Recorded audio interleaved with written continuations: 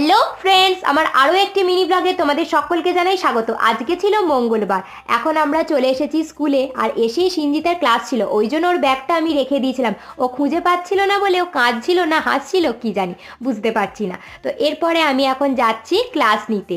আর class নিয়ে আস্তে আস্তেই tiffin পর্ব শুরু হয়ে গেল। সকলেই এখন সকলের টিফিন আনবক্সিং করে ফেলেছি। তো চলো এখন খাওয়া দাওয়াটা সেরে নেওয়া যাক। টিফিনের পরপরই আমার দুটো ক্লাস ছিল, তো আমি এখন ক্লাস নিতে যাচ্ছি। আর এইদিকে গল্পের আসর বসিয়েছে সবাই, আর এদিকে রঙ্গনা এক মনে লার্নিং ডিজাইন লিখছে। আজকের মতো আমার ক্লাস নেওয়া শেষ। এখন ঘরে এসে দেখি সিঞ্জিতা ছাড়া কেউ নেই, বাকিরা সবাই ক্লাসে গেছে।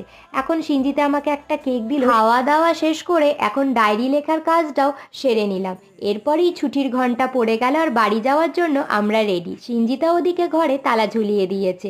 বাড়ি ফিরে এসে খেলাম মায়ের হাতের গরম গরম কড়াইশুটির কচুরি আর আলুর দম। ভিডিওটা এখানেই শেষ করছি, টাটা।